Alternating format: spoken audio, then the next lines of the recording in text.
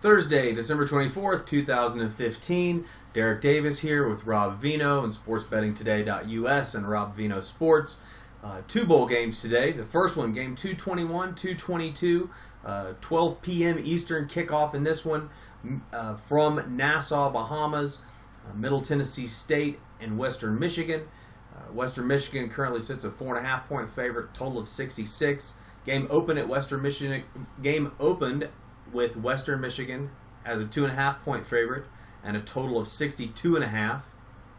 Everyone remembers last year's wild Bahamas Bowl, Rob, and this one might live up to that kind of excitement as well. Weather should not be a factor in this one. And Rob, these are two teams that had kind of similar starts to the season. Western Michigan at one point was 1-4 straight up on the season, then put together 5 wins in a row before running into a couple of teams that really were the strength of the conference in Bowling Green and Northern Illinois. They lost both of those straight up and against the spread, but then rebounded to beat Toledo, which after what we've seen from Toledo in the postseason, that win looks even better and better for Western Michigan. Similarly, Middle Tennessee State started out a little rough on the year. At one point, we're 2-4 straight up. At one point, we're 3-5 straight up. Since then, they've won 4 in a row, both straight up and against the spread, Rob. They've won the last 2 games by a combined score of 83-14. Yet, despite that, we're both under. We're both under the total in those games. And in fact, MTSU's gone under the total in 5 of their last 5 games. Rob, I'm tempted to take the underdog here. I personally don't expect the wild one that everyone else does. I think this game will stay low, although I'm not confident enough to recommend anybody take the under necessarily.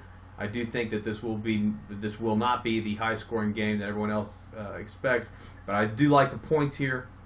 4.5 seems like a lot in a game where I think two teams are pretty evenly matched.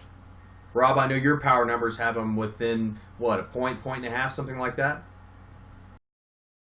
Power ratings on a neutral field show Western Michigan about a point and a half better than Middle Tennessee. Two teams that offensively really do look like mirror images of each other as far as the statistical categories go.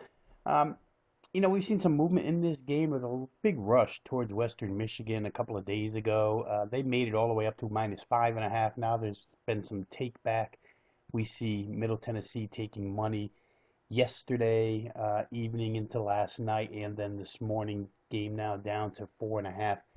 Western Michigan the favorite. The total has been taking an absolute pounding toward the over.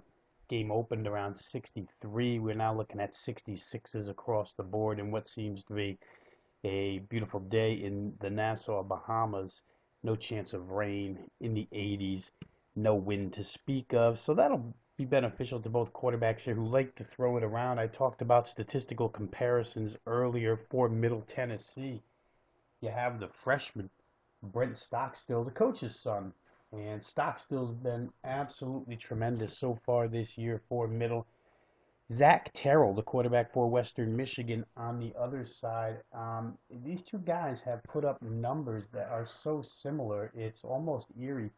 For Stockstill on the season, 27 TDs, 8 interceptions. For Zach Terrell, 27 TDs, 8 interceptions, exactly the same. Their completion percentages are 66.8 and 66.7. Their passer rating, 161.5, 151.5. So you've got two guys that have really done the job here. The receiving corps been outstanding on both sides. I think the only difference here, Middle Tennessee led by a freshman, Richie James, 100 catches on the year, but James and Ed Baddies have combined to total over 2,100 yards worth of receiving, nearly 2,200.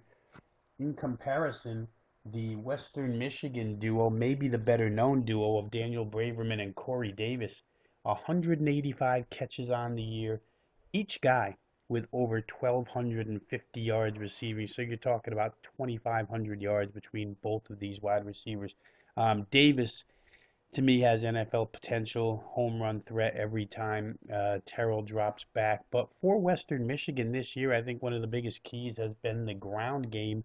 that's complemented the passing game here. You have Bogan and Franklin, who have each run the ball successfully so far this season.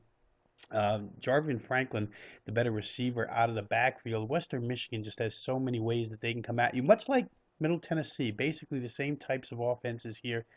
PJ Fleck, head coach of Western Michigan, obviously a nonstop ball of energy, a guy that you have to believe will have his team ready to come in here and play this contest. I think Middle Tennessee will show up as well. Coach Stockstill's been around a long time, and as I said earlier, his son's been really good throwing the football here. The lefty's been accurate, and Middle Tennessee has moved it against some good teams. I think what you find here, Derek, is non-conference wise, they both played some pretty good competition. I mean, let's face it, Alabama and Michigan State have both made college football playoff Final Four.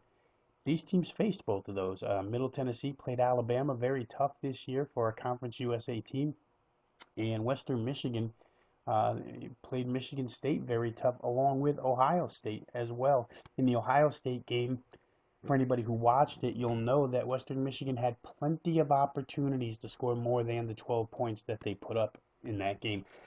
I don't know that there's any stopping either one of these offenses in this contest. The defenses haven't shown that capability whenever they've been faced with a power and balanced type of offense. It's been troublesome for each here. I think they come with motivation. I think they get good weather, fast track. Both of these quarterbacks have big days. I think the total, the push up has been correct. At some point, you do run out of room where value is concerned, but maybe, with this thing gets to 68, I think you need to stop at that point. But right now at 66, I think the money's been right going that way. Western Michigan minus the 4. Like I say, power rating showed 1.5. Middle Tennessee could pull the upset. I do like Western Michigan though. Good team this year. PJ Fleck, outstanding coach. I think I'd take that side. They're more veteran than is the Middle Tennessee group.